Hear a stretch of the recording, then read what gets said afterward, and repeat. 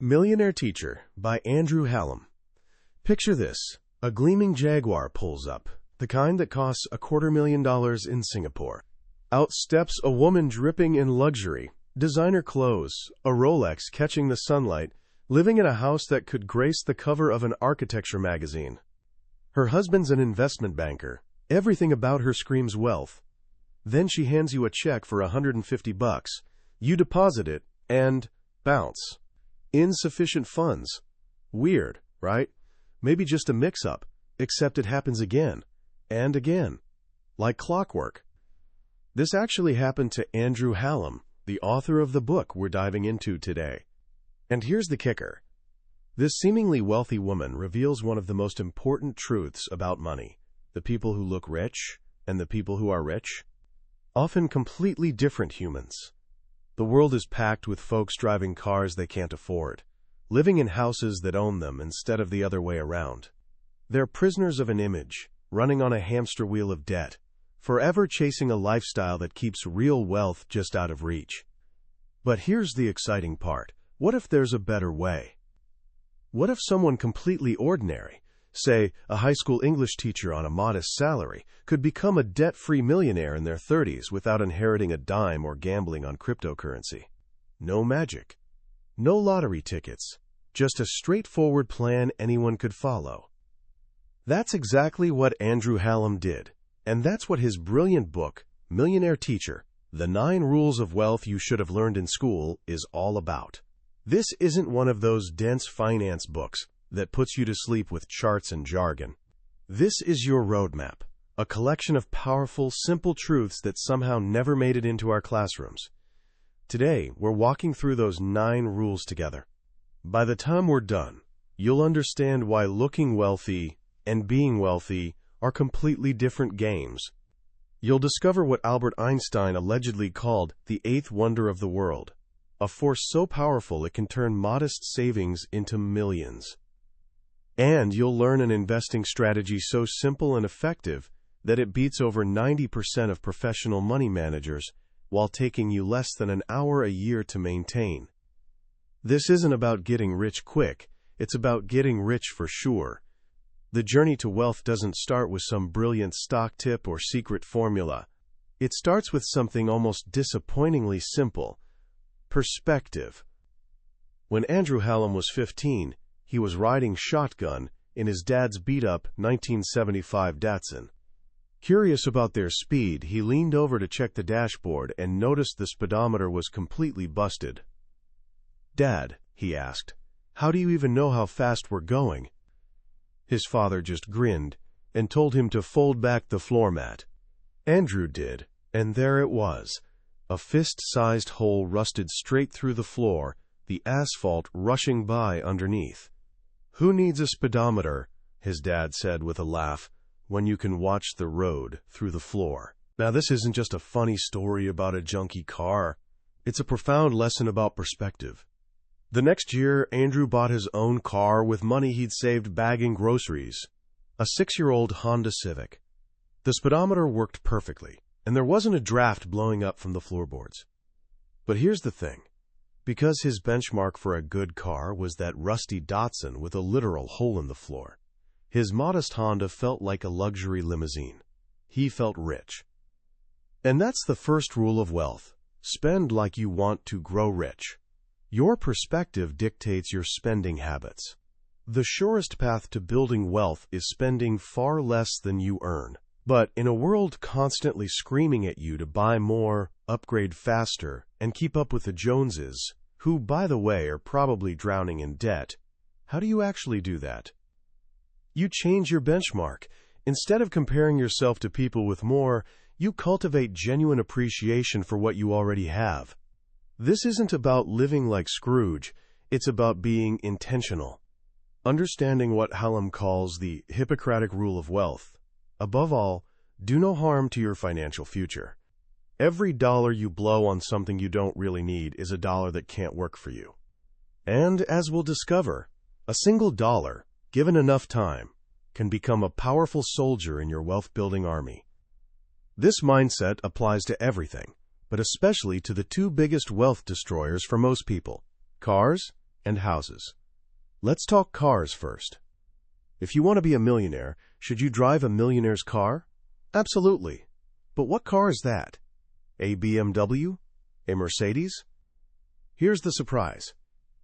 The most popular car brand among actual U.S. millionaires is Toyota. In 2009, the median price a millionaire paid for a car was just over $31,000. Let that sink in. The person pretending to be rich buys a $60,000 luxury car on a payment plan, while the actual millionaire buys a reliable, sensible car they can probably pay for in cash. One's buying an image, the other's buying freedom. Hallam learned this early from a guy named Russ Perry, a millionaire mechanic who worked at a bus depot where young Andrew had a summer job. Russ had a simple philosophy. You can tell how smart someone is by the car they drive. He saw cars for what they really are, depreciating assets, things designed to lose money. Russ believed that if you can go through life without hemorrhaging money on cars, you've got a massive advantage. He recommended buying reliable, well-maintained used cars, the kind where the first owner has already eaten the biggest chunk of depreciation. Buy smart. Drive it for a year or two, sell it for roughly what you paid. Turn a liability into a non-factor, and use all that saved money to build wealth. The same logic applies to houses. The 2008 financial crisis taught a brutal lesson about buying more house than you can afford. Banks aren't your friends. They're businesses that profit by loaning you as much as possible. Hallam's mother gave him a brilliant rule when he took out his first mortgage. If the interest rate on your loan doubled, could you still afford the payment? If the answer is no, you can't afford the house. It's a simple stress test that protects you from being caught swimming naked when interest rates shift. This foundation of intentional, frugal spending isn't about deprivation. It's about creating a gap between what you earn and what you spend. Inside that gap, the real magic of wealth creation happens, and that magic has a name: compound interest. There's a story, maybe legend, that Albert Einstein was once asked what he considered humanity's greatest invention. He didn't say the wheel or the printing press. He supposedly said compound interest. Warren Buffett, one of the richest people in history, jokes that he started investing too late, when he was 11 years old. Why the urgency? Because they both understood the unstoppable power of time. Starting early is the greatest gift you can give your financial future. Let me introduce you to two friends to show you why: Star and Lucy. Star is a 5-year-old girl raised on a Bohemian island. Her mom, Autumn, teaches her to collect discarded cans and bottles from ditches, not just for the environment, but as a path to becoming a millionaire. Star collects about $1.45 worth of recyclables every day. Her mom takes that money, just $45 a month, and invests it in the stock market, starting when Star is just 5 years old. Now meet Lucy.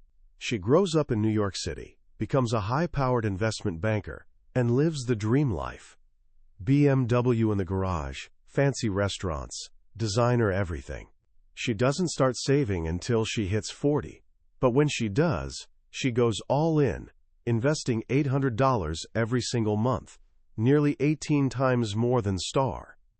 Both women invest the same way and earn the same 9% average annual return. Who ends up with more money at 65? The answer is absolutely mind-blowing. Star, investing just $45 a month, ends up with over $1 million.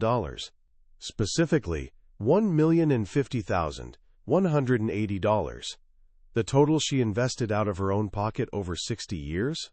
Just $32,400. And Lucy, the high-flying banker investing $800 a month? She put in $240,000 of her own money, nearly 8 times more than Star, yet she ends up with only $813,000. She invested more but made less, $250,000 less. That's the magic of compound interest. It's a snowball effect. The money your money earns starts earning its own money.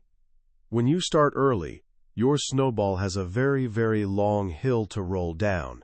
Star's little $45 snowball had 60 years. Lucy's massive $800 snowball only had 25. Time is the critical ingredient. Start sooner, invest less, get more powerful results. This is what Hallam calls the Noah principle. You don't start building the ark when it's already raining. You start now. So you've created the gap. You're spending less than you earn. You understand the power of starting early. Now comes the big question. Where do you actually put that money to work? This brings us to the biggest secret in the entire book. A secret the financial industry spends billions keeping hidden from you. Imagine you could challenge a professional in their own field and have a 90% chance of winning. You wouldn't challenge a chess master at chess or a prosecutor in court. But what if you could challenge a professional financial advisor to a long-term investing contest? Common sense says you'd lose badly. But common sense, in this case, is dead wrong. You can, and you almost certainly will, win. And you'll do it with a strategy so simple, an average fifth grader could learn it in an afternoon. The strategy is built on one concept: index funds. Think about a nonfiction book. In the back, there's an index, a list of all the key topics inside. It represents the book's entire content. A stock market index fund works the same way. A U.S. total stock market index fund doesn't try picking winning stocks. It simply buys a tiny piece of every stock in the U.S. market, thousands of them. It owns the entire haystack instead of searching for the needle. Now, most financial advisors will never recommend this. Instead, they'll sell you something called an actively managed mutual fund. With these funds, a supposedly brilliant fund manager actively buys and sells stocks, trying to outsmart the market and generate higher profits. Sounds great in theory. In reality, it's a disaster for most investors. Why? Let's break it down. The stock market as a whole generates an average return each year. If the market goes up 10%, the average dollar invested went up 10%. An index fund, because it owns the whole market, gives you that average return minus a tiny fee. An actively managed fund, however, has to pay its brilliant manager a massive salary, plus a team of researchers, fancy offices, trading commissions every time they buy or sell, and marketing to lure in new investors. All these costs, often hidden from you, create a massive headwind. These fees are like a constant drain on your returns, a small percentage that delivers a devastating punch over time. How devastating? Studies consistently show that over any 15-year period, more than 90% of actively managed funds fail to beat their benchmark index fund. Think about that. You have a greater than 90% chance of doing better than the professionals simply by buying the average and holding on. Warren Buffett himself has said, the best way to own common stocks is through an index fund. Nobel Prize-winning economists agree. So why does almost everyone you know invest in actively managed funds? Because the game is rigged. Advisors make huge commissions selling you high-fee active funds. They make next to nothing if you buy a low-cost index fund. Their interests aren't aligned with yours. They're salespeople, and they're selling the product that makes them the most money. They'll use a whole playbook of tricks to talk you out of indexing. They'll say, you don't want to be average, do you? But, as we've seen, because of fees, average is actually a spectacular winning result. They'll show you a handful of active funds that beat the index in the past. But that's like picking last year's lottery winner and thinking it helps you pick this year's. Past performance is no guarantee of future results. In fact, studies show yesterday's 5-star funds often become tomorrow's disasters. The evidence is overwhelming. By choosing a simple portfolio of low-cost index funds, you sidestep the entire rigged game. You lower your costs, lower your taxes because index funds trade very little, and dramatically increase your odds of success. But even with the perfect strategy, there's still one enemy left to conquer, an enemy who's clever, emotional, and knows all your weaknesses. That enemy is the person staring back at you in the mirror every morning. The stock market isn't calm or rational. In the short term, it's a manic, depressive beast, swinging from euphoria to terror. And our human brains are horribly wired to handle it. When prices soar, we feel euphoric and greedy, wanting to buy more, right at the top. When prices crash, we feel fearful and panicked, wanting to sell, right at the bottom. This behavior of buying high and selling low is the single greatest destroyer of wealth for the average investor. Studies show that while a mutual fund might have earned an average of 10% per year over 25 years, the investors in that fund only averaged about 7.3%.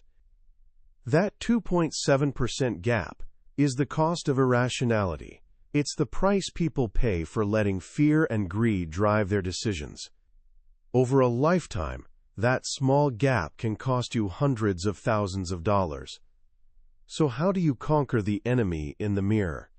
You need to understand what the stock market truly is. Hallam gives us a brilliant analogy, the dog on a leash. Imagine a man walking his dog through a park. The man represents the real, underlying value of businesses, their earnings and profits. He walks at a steady, predictable pace. The dog represents the stock market. The dog is erratic, darting ahead to sniff a tree, falling behind distracted by another dog, zigging and zagging all over the place. To an observer who only watches the dog, its path looks chaotic and unpredictable. But the dog is on a leash. No matter how far it runs ahead or lags behind, it's ultimately tied to its owner. Over the long walk, the dog and owner will cover the same distance. This is exactly how the stock market works. Over the long term, stock prices are leashed to business earnings. But in the short term, the market can go absolutely crazy. In the late 1990s, during the dot-com bubble, the dog ran so far ahead of the owner that the leash stretched to its breaking point. A collapse was inevitable. The dog had to come back. Conversely, during a market crash like 2008, the dog gets terrified and cowers behind its owner's legs, even though the owner is still walking forward steadily. This is when the greatest opportunities are born. A disciplined investor understands this. They ignore the dog's frantic movements. They know a stock market crash isn't a crisis. It's a sale. It's the financial equivalent of your favorite store announcing 50% off everything. When prices are low, you shouldn't be running for the exits. You should be joyfully scooping up shares at a discount. As Warren Buffett famously said, be, quote, fearful when others are greedy, and greedy when others are fearful. To do this mechanically, without letting emotions take over, you need a balanced portfolio. This is rule number 5. Build mountains of money with a responsible portfolio. This means you don't just own stocks, you also own bonds. Bonds are essentially loans you make to a government or large corporation. They're the boring, steady part of your portfolio. They don't offer the high-octane growth of stocks, but they also don't crash like stocks do. They're your parachute. A good rule of thumb is to hold a percentage in a bond index fund roughly equal to your age. So a 30-year-old might have 30% in bonds and 70% in stocks. A 60-year-old might have 60% in bonds and 40% in stocks. This simple allocation does something magical. It forces you to buy low and sell high automatically through a process called rebalancing. Imagine you start the year with a 70-30 stock-bond split. Then the stock market has a fantastic year and soars. At year's end, your portfolio might now be 80% stocks and 20% bonds. To rebalance, you sell some of your winning stocks and use the money to buy more bonds, bringing you back to your 70-30 target. You're automatically selling high. Now imagine the opposite. The stock market crashes. At year's end, your portfolio might be 60% stocks and 40% bonds. To rebalance, you sell some stable bonds and use the money to buy stocks while they're on sale. You're automatically buying low. This simple, mechanical process removes emotion from the equation. It's the seatbelt keeping you safe during the wild market ride, turning volatility into your friend. Hallam shows how a simple couch potato portfolio, split 50-50 between a stock index and a bond index, not only protects investors during crashes, but often produces better returns than a 100% stock portfolio over the long run, with far less gut-wrenching volatility. These core principles: spend less than you make, harness compounding, use low-cost index funds, and conquer your emotions with a balanced, rebalanced portfolio, are the keys to the kingdom. But the world is packed with temptations designed to lure you off this simple path. Hallam calls this rule number 8, avoid seduction. You'll be tempted by promises of easy money. A friend will tell you about an investment paying an unbelievable 54% annual interest. This actually happened to Hallam, a company called Instacash Loans. It sounded too good to be true, and for a long time he resisted. But then he watched friends collecting their interest checks month after month. The greed was seductive. He eventually invested, and so did an investment club he was part of. For a while, the checks rolled in. Then one day, the whole thing collapsed. It was a Ponzi scheme. The lesson? If an investment promises returns that seem impossibly high, they are. Run away. You'll be tempted by investment newsletters touting their amazing track records. But as we've seen, they selectively advertise their winning streaks while hiding their devastating losses. You'll be tempted by junk bonds, offering high yields, but they're called junk for a reason. The risk of default is huge. You'll be tempted to pile into fast-growing emerging markets, but history shows the fastest-growing economies don't always produce the best stock market returns. And you'll be tempted by gold. Gold is a speculation, not an investment. It produces nothing. It pays no dividends. It just sits there. $1 invested in gold in 1801 would be worth about $73 today. That same dollar invested in the U.S. stock market would be worth over $10 million. Stocks represent ownership in real, growing businesses that produce goods, services, and profits. Gold is a shiny rock. The path to wealth is boring. It's disciplined. It's about sticking to a simple, proven plan and avoiding the siren song of complexity and excitement. But what if you just can't help yourself? What if the thrill of picking your own stocks is too much to resist? For this, Hallam offers a compromise, the 10% stock-picking solution. If you absolutely must try to beat the market, take no more than 10% of your investment portfolio and put it in a separate account. This is your play money. With the other 90%, stick to your disciplined, diversified index fund strategy. That 90% is your mountain of wealth growing steadily over time. The 10% is your outlet for that very human urge to try outsmarting everyone else. If you do this, do it intelligently. Follow principles from masters like Warren Buffett. Look for simple businesses you understand. Companies with a long history of growing profits and low debt. Businesses that any idiot could run because, as Peter Lynch said, someday an idiot will. Commit to the stocks you buy for the long term.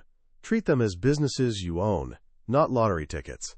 You might get lucky, you might not. But by limiting your exposure to just 10%, you can enjoy the game without ever putting your financial future at risk. You get to have your cake and eat it too, while the other 90% of your portfolio continues its slow, steady, near unstoppable march toward your financial freedom. As we wrap up our journey through Millionaire Teacher, I'm struck by a powerful and liberating thought. The path to wealth isn't some secret held by Wall Street geniuses. It's not about complexity, perfect timing, or finding the next hot stock. It's about simplicity. It's about discipline. And most of all, it's about mastering yourself. Andrew Hallam's greatest gift in this book is demystifying the world of finance and handing the power back to you. He shows us that the financial industry has a vested interest in making investing seem complicated and scary, because that fear and confusion is what allows them to charge exorbitant fees for products that, for the most part, don't even work. This book is a rebellion against that system. It's a declaration of independence for the average investor. The most profound lesson for me is the idea of conquering the enemy in the mirror. We're often our own worst financial enemies. We let greed and fear dictate our choices, buying when we should be cautious and selling when we should be brave.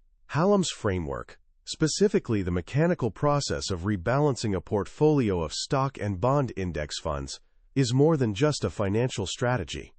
It's a psychological tool. It's a system designed to protect us from our worst impulses, forcing us to act rationally when our emotions are screaming to do the opposite. In a world constantly bombarding us with messages of instant gratification and conspicuous consumption, Hallam's first rule, to spend like you want to grow rich, feels more relevant than ever. He's not telling us to live in painful austerity. He's asking us to be conscious, to find joy not in accumulating stuff but in accumulating freedom. The freedom that comes from knowing you're not a slave to a paycheck, a mortgage, or a car payment. The freedom that comes from building a life where your money works for you, so that one day you don't have to. So what can you do right now to put these ideas into practice? First, for the next month, simply track where your money is going. Don't judge it, just observe. Write down every single purchase. This simple act of awareness is often the first step toward changing your habits and finding that gap between your income and spending.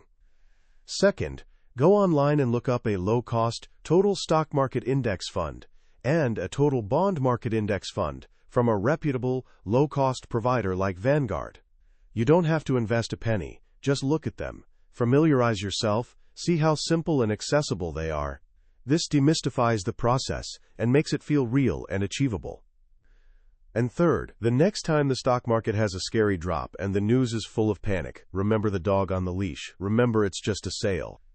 Smile to yourself, knowing you understand a fundamental truth that most people, including many professionals, will never grasp. That was a summary of Millionaire Teacher by Andrew Hallam. We've covered the core ideas today, but a summary is like looking at a map of a beautiful country. Reading the book is like taking the journey yourself. It's where the lessons truly come alive, where the stories stick with you, and where the principles become part of your thinking. If any of these ideas have sparked something in you, I wholeheartedly encourage you to pick up a copy. It's more than just a book about money. It's a guide to living a richer, freer, and more intentional life. A link to the book is in the description. Also, if this journey through the Billionaire's bookshelf has been valuable to you, please take a moment to hit that like button and subscribe to the channel. It helps us reach more people and ensures you won't miss our next deep dive into another book that can change your life. Let's keep learning and growing together.